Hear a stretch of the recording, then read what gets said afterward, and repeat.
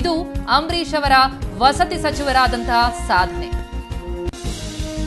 ಕೊಟ್ಟಿದ್ದು 3,818 ಕೋಟಿ ರೂಪಾಯಿ ಆದರೂ ವಸತಿ ಇಲಾಖೆಗೆ ಕೊಟ್ಟಂತಹ ಈ ಅನುದಾನದ ಹಣವನ್ನ ಸಚಿವ ಅಂಬರೀಶ್ ಬಳಸಿಯೇ ಇಲ್ಲ.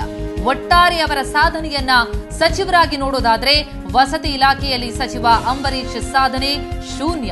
ಈ ಸಾಧನೆಯನ್ನ ಖುದ್ದು ಸಿಎಂ ಸಿದ್ದರಾಮಯ್ಯನವರೇ ಕಲಾಪದಲ್ಲಿ ಬಿಚ್ಚಿಟ್ಟಿರುವಂತದ್ದು. ಶಾಸಕರು ಕೇಳಿದಂತಹ ಪ್ರಶ್ನೆಗೆ ಉತ್ತರಿಸಿದಂತಹ ಸಿಎಂ ಸಿದ್ದರಾಮಯ್ಯ ಅಂಬರೀಶ್ ಅವರ ಸಾಧನೆಯನ್ನ ಲಿಖಿತವಾಗಿ ಉತ್ತರದಲ್ಲಿ ತಿಳಿಸಿದ್ದಾರೆ. 3,818 ಕೋಟಿ ರೂಪಾಯಿ ಅನುದಾನದ ಹಣದಲ್ಲಿ ಈವರೆಗೂ ಒಂದೇ ಒಂದು ರೂಪಾಯಿಯನ್ನು ಕೂಡ ಕೊಟ್ಟಿಲ್ಲ.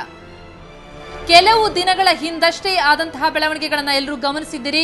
ಹೇಗೆ ಅಂಬರೀಶ್ ಅವರು ಹಾಗೂ ಸಿದ್ದರಾಮಯ್ಯ ನಡುವೆ ಜಟಾಪಟಿ ನಡೆದಿತ್ತು, ತನಗೆ ಯಾವುದೇ ರೀತಿಯಾದಂತಹ ಇಂಪಾರ್ಟೆನ್ಸ್ ಕೊಡ್ತಿಲ್ಲ ಅನ್ನುವಂತಹ ಮಾತುಗಳನ್ನಾಡಿದ್ರು, ರಾಜೀನಾಮೆ ಕೊಡ್ತಾರೆ ಅನ್ನುವಂತಹ ಮಾತುಗಳು ಕೇಳಿ ಬರ್ತಾ ಇತ್ತು. ಆದ್ರೆ ಈಗ ಅವರ ಸಾಧನೆಯನ್ನ ವಸತಿ ಸಚಿವರಾಗಿ ನೋಡೋದಾದ್ರೆ ಖುದ್ದು ಸಿಎಂ ಸಿದ್ದರಾಮಯ್ಯನವರೇ ಕೊಟ್ಟಂತಹ ಲಿಖಿತ ಉತ್ತರದಲ್ಲಿ ಇರುವಂತದ್ದು ನೀವು ನೋಡ್ತಾ ಇದ್ದೀರಿ ಸ್ಕ್ರೀನ್ ಮೇಲೆ.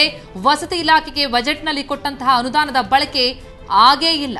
3,818 ಕೋಟಿ ರೂಪಾಯಿಯ ಹಣದಲ್ಲಿ ಬಜೆಟ್ನಲ್ಲಿ ಕೊಟ್ಟಂತಹ ಈ ಅನುದಾನದ ಹಣದಲ್ಲಿ ಒಂದೇ ಒಂದು ರೂಪಾಯಿಯನ್ನು ಕೂಡ ಖರ್ಚು ಮಾಡಿಲ್ಲ ಅಂಬರೀಶ್. ಇದೇ ಅವರ ವಸತಿ ಸಚಿವರಾಗಿ ಮಾಡಿದಂತಹ ಬಹುದೊಡ್ಡ ಸಾಧನೆ, ಶೂನ್ಯ ಸಾಧನೆ.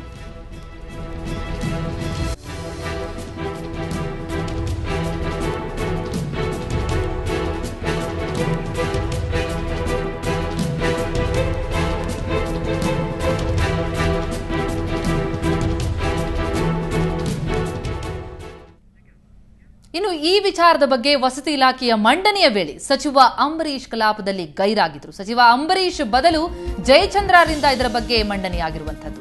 ವಸತಿ ಇಲಾಖೆಯ ಸಾಧನೆಯ ಮಂಡನೆಯ ವೇಳೆ ಖುದ್ದು ಸಚಿವ ಅಂಬರೀಶೇ ಗೈರಾಗಿದ್ರು. ಸಚಿವ ಅಂಬರೀಶ್ ಬದಲು ಜಯಚಂದ್ರರಿಂದ ಇದರ ಬಗ್ಗೆ ಮಂಡನೆ. ಜಯಚಂದ್ರ ಮಂಡನೆಗೆ ಜಗದೀಶ್ ಶೆಟ್ಟರ್, ವಿಪಕ್ಷ ನಾಯಕ ಜಗದೀಶ್ ಶೆಟ್ಟರ್ ವಿರೋಧವನ್ನ ವ್ಯಕ್ತಪಡಿಸಿದ್ರು. ಅಂಬರೀಶ್ ಎಲ್ಲಿ ಯಾಕೆ ಸದನಕ್ಕೆ ಬಂದಿಲ್ಲ ಅಂತ ಪ್ರಶ್ನಿಸಿದ್ರು. ವಸತಿ ಇಲಾಖೆಯ ಸಾಧನೆಯ ಬಗ್ಗೆ ಹೇಳುವಾಗ ಅವರು ಯಾಕಿಲ್ಲ ಅನ್ನುವಂತೆ ಶೆಟ್ಟರ್ ಒತ್ತಾಯಿಸಿದ್ರು. ವಿಧಾನಸಭೆಯಲ್ಲಿ ಕೊನೆಗೆ ಸಿಎಂ ಉತ್ತರಿಸುವಂತೆ ಶೆಟ್ಟರ್ ಒತ್ತಾಯ ಮಾಡಿ ವಸತಿ ಇಲಾಖೆಯ ಸಾಧನೆಯ ಮಂಡನೆಯ ವೇಳೆಗೆ ಸಚಿವ ಅಂಬರೀಶ್ ಗೈರಾಗಿದ್ದು, ವಿಪಕ್ಷ ನಾಯಕ ಜಗದೀಶ್ ಶೆಟ್ಟರ್ ಇದರ ಬಗ್ಗೆ ಕಿಡಿಕಾರದ್ರು. ಯಾಕಿಲ್ಲ ವಸತಿ ಸಚಿವರು, ಅಂಬರೀಶ್ ಎಲ್ಲಿದ್ದಾರೆ ಅಂತ ಪ್ರಶ್ನಿಸಿದ್ರು. ಅಂಬರೀಶ್ ಬದಲಿಗೆ ಜಯಚಂದ್ರರು ಮಂಡನೆ ಮಾಡಿದ್ದಕ್ಕೆ ಜಗದೀಶ್ ಶೆಟ್ಟರ್ ವಿರೋಧವನ್ನು ವ್ಯಕ್ತಪಡಿಸಿದ್ರು. ಖುದ್ದು ಸಿಎಂ ಸಿದ್ದರಾಮಯ್ಯನವರೇ ಮಂಡಿಸಬೇಕು ಅನ್ನುವಂತಹ ಆಗ್ರಹವನ್ನ ಇತ್ತು. ಅಂಬರೀಶ್ ಯಾಕಿಲ್ಲ ಅಲ್ಲಿ, ಸದನಕ್ಕೆ ಯಾಕೆ ಬಂದಿಲ್ಲ ಅಂತ ಪ್ರಶ್ನಿಸಿದ್ರು. ವಿಧಾನಸಭೆಯಲ್ಲಿ ಸಿಎಂ ಉತ್ತರಿಸುವಂತೆ ಶೆಟ್ಟರ್ ಒತ್ತಾಯ ಮಾಡಿದರು. 2016ರಂದು ಕೊನೆಗೊಳ್ಳುವ ಆರ್ಥಿಕ ವರ್ಷದಲ್ಲಿ ಬರುವ ಸಚಿವರು ಪರವಾಗಿ ಮಂಡನೆ ಆಗ್ತಾ ಇದೆ. ವಸತಿ ಸಚಿವರು ಯಾಕೋ ಅವ್ರ ಮುಖ್ಯಮಂತ್ರಿ ಏನೋ ಒಂದು ಪತ್ರ ಬರೆದು ಆಮೇಲೆ ಸುದ್ದಿನೇ ಇಲ್ಲ, ಎಲ್ಲರೂ ಬಂದಿಲ್ಲ, ಗೊತ್ತಿಲ್ಲ. ಅದು ತಮ್ಮ ಪರ್ಮಿಷನ್ ತಗೊಂಡಾರ ನನಗೆ ಗೊತ್ತಿಲ್ಲ. ಸನ್ಮಾನ್ಯ ಕೊಟ್ಟಿರುವಂತಹ ಕಾಲ್ ಶೀಟ್ ಕ್ಯಾನ್ಸಲ್ ಮಾಡಿದಾರಾ ಅಥವಾ ಬೇರೆ ಕಡೆ ಕಾಲ್ ಶೀಟ್ ಕೊಟ್ಟಿದ್ದಾರಾ? ನನಗೆ ಅವಕಾಶ 2016ರಂದು ಕೊನೆಗೊಳ್ಳುವ ಆರ್ಥಿಕ ವರ್ಷದಲ್ಲಿ ಬರುವ ವಸತಿ ಸಚಿವರು ಪರವಾಗಿ ಮಂಡನೆ ಆಗ್ತಾ ಇದೆ. ವಸತಿ ಸಚಿವರು ಯಾಕೋ ಅವ್ರ ಮುಖ್ಯಮಂತ್ರಿ ಏನೋ ಒಂದು ಪತ್ರ ಬರೆದು ಆಮೇಲೆ ಸುದ್ದಿನೇ ಇಲ್ಲ, ಎಲ್ಲರೂ ಬಂದಿಲ್ಲ, ಗೊತ್ತಿಲ್ಲ. ಅದು ತಮ್ಮ ಪರ್ಮಿಷನ್ ತಗೊಂಡಾರ ನನಗೆ ಗೊತ್ತಿಲ್ಲ. ಸನ್ಮಾನ್ಯ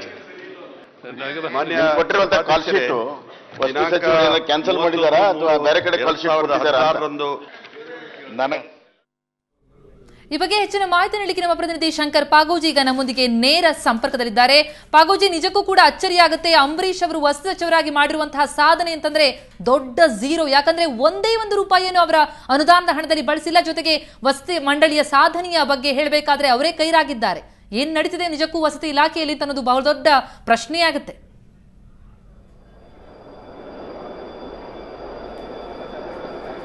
ಪ್ರತಿಮಾ ಏನು ವಿಧಾನ ಮಂಡಲದ ಅಧಿವೇಶನದಲ್ಲಿ ಏನು ಶಾಸಕರು ಪ್ರಶ್ನೆಗಳನ್ನ ಕೇಳ್ತಾರೆ, ಆ ಹಿನ್ನೆಲೆಯಲ್ಲಿ ತರೀಕೆರೆ ಶಾಸಕರಾಗಿರುವಂತಹ ಶ್ರೀನಿವಾಸ್ ಅವರು ಒಟ್ಟಾರೆ ಸರ್ಕಾರದ ಬೇರೆ ಬೇರೆ ಇಲಾಖೆಗಳಲ್ಲಿ ಇದುವರೆಗೂ ಏನೆಲ್ಲ ಸಾಧನೆ ಆಗಿದೆ, ಯಾವ ಇಲಾಖೆಯಲ್ಲಿ ಏನೆಲ್ಲ ಸಾಧನೆ ಆಗಿದೆ ಅನ್ನುವುದನ್ನ ಮಾಹಿತಿಯನ್ನ ಮುಖ್ಯಮಂತ್ರಿಯವರ ಬಳಿ ಕೇಳಿದ್ದಾರೆ. ಅದಕ್ಕೆ ಮುಖ್ಯಮಂತ್ರಿಯವರು ಎಲ್ಲಾ ಇಲಾಖಾವಾರು ಮಾಹಿತಿಯನ್ನ ಏನು ಕೊಟ್ಟಿದ್ದಾರೆ.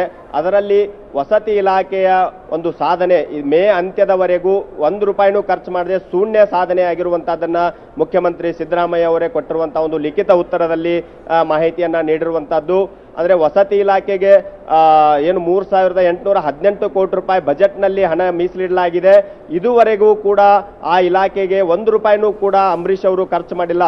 ಅಂದ್ರೆ ಯಾವುದೇ ಯೋಜನೆ ಇರ್ಬೋದು, ವಾಜಪೇಯಿ ನಗರ ಯೋಜನೆ ಇರ್ಬೋದು, ಬಸವ ಯೋಜನೆ ಇರ್ಬೋದು, ಅಂಬೇಡ್ಕರ್ ಯೋಜನೆ ಇರ್ಬೋದು, ಮತ್ತೆ ರಾಜೀವ್ ಗಾಂಧಿ ನಿಗಮದಿಂದ ಬಿಡುಗಡೆ ಆಗುವಂತ ಮನೆಗಳಿರ್ಬೋದು, ಯಾವುದಕ್ಕೂ ಕೂಡ ಇದುವರೆಗೂ 1 ರೂಪಾಯಿನೂ ಖರ್ಚು ಮಾಡಿಲ್ಲ ಅನ್ನುವಂತ ಒಂದು ವಿವರಣೆಯನ್ನ ಮುಖ್ಯಮಂತ್ರಿ ಸಿದ್ದರಾಮಯ್ಯ ಅವರು ಕೊಟ್ಟಿರುವಂತದ್ದು. ಅಂದ್ರೆ ಈ ಆರ್ಥಿಕ ವರ್ಷದಲ್ಲಿ 15-16ನೇ ಆರ್ಥಿಕ ವರ್ಷದಲ್ಲಿ ಅಂಬರೀಷ್ ಅವರು ಅವ್ರ ಇಲಾಖೆಯಲ್ಲಿ ಒಂದೇ ಒಂದು ಕೆಲಸವನ್ನು ಕೂಡ ಇದುವರೆಗೂ ಕೈಗೆತ್ತಿಕೊಂಡಿಲ್ಲ, ಯಾವುದನ್ನು ಮಾಡಿಲ್ಲ ಅನ್ನುವಂತ ಒಂದು ಸ್ಪಷ್ಟ ಉತ್ತರವನ್ನ ಮುಖ್ಯಮಂತ್ರಿ ಸಿದ್ದರಾಮಯ್ಯ ಅವರು ಲಿಖಿತ ರೂಪದಲ್ಲಿ ಕೊಟ್ಟಿರುವಂತದ್ದು. ಈ ಸರ್ಕಾರ ಬಂದ ಮೇಲೆ ಪ್ರತಿ ವರ್ಷ 3 ಲಕ್ಷ ಮನೆಗಳನ್ನ ನಿರ್ಮಾಣ ಮಾಡ್ತೀವಿ ಅನ್ನುವಂತ ಒಂದು ಮಾತನ್ನ ಸಿದ್ದರಾಮಯ್ಯ ಅವರು ಹೇಳಿದ್ರು.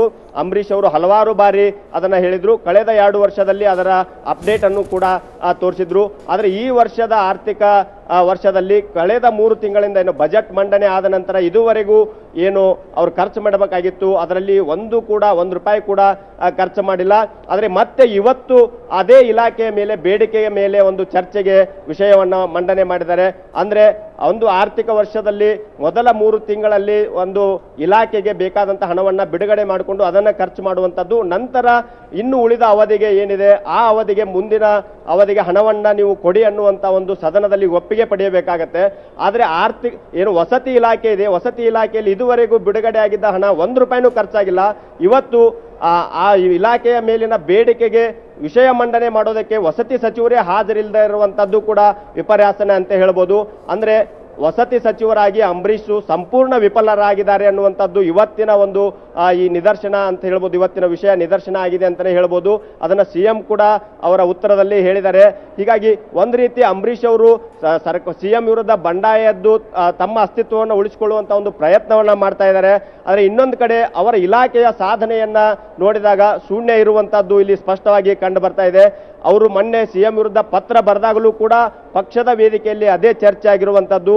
ಅಂದ್ರೆ ಅಂಬರೀಷ್ ಅವರು ಸಚಿವರಾಗಿ ಏನು ಸಾಧನೆ ಮಾಡಿದ್ದಾರೆ, ಅವರ ಸಾಧನೆ ಏನು ಅನ್ನುವಂಥದ್ದು ಸ್ವತಃ ಕಾಂಗ್ರೆಸ್ ಶಾಸಕರೇ ಮಾತನಾಡಿಕೊಳ್ಳುವಂತ ಒಂದು ಚರ್ಚೆ ನಡೆದಿತ್ತು. ಆದರೆ ಇವತ್ತು ಅದು ಸ್ಪಷ್ಟವಾಗಿ ಬಹಿರಂಗವಾಗಿದೆ.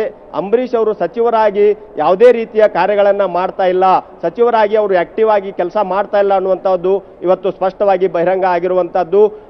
ಈ ಬೆಳವಣಿಗೆ ಹಿನ್ನೆಲೆಯಲ್ಲಿ ಅಂಬರೀಷ್ ಅವರು ಮುಂದೆ ಯಾವ ರೀತಿಯ ತೀರ್ಮಾನ ತೆಗೆದುಕೊಳ್ತಾರೆ, ಈಗಾಗಲೇ ಅವರು ಸಿಎಂ ವಿರುದ್ಧ ಬಂಡಾಯ ಎದ್ದು ಮತ್ತೆ ಸಂಧಾನದ ಪ್ರಯತ್ನ ಕೂಡ ನಡೀತಾ ಇರುವಂತದ್ದು.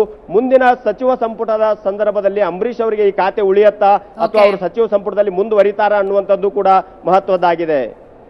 ಥ್ಯಾಂಕ್ ಯು ಶಂಕರ್ ತಮ್ಮೆಲ್ಲ ಮಾಹಿತಿಗೆ. ವಸತಿ ಇಲಾಖೆಯ ಮಂಡನೆ ವೇಳೆ ಸಚಿವ ಅಂಬರೀಷೇ ಗೈರಾಗಿರುವಂತದ್ದು, ಜೊತೆಗೆ ಅವರಿಗೆ ಕೊಟ್ಟಂತಹ ಅನುದಾನದ ಹಣದಲ್ಲಿ 3,818 ಕೋಟಿ ರೂಪಾಯಿಯಲ್ಲಿ 1 ರೂಪಾಯಿಯನ್ನ ಖರ್ಚು ಮಾಡದೆ ಶೂನ್ಯ ಸಾಧನೆ ಮಾಡಿದ್ದಾರೆ.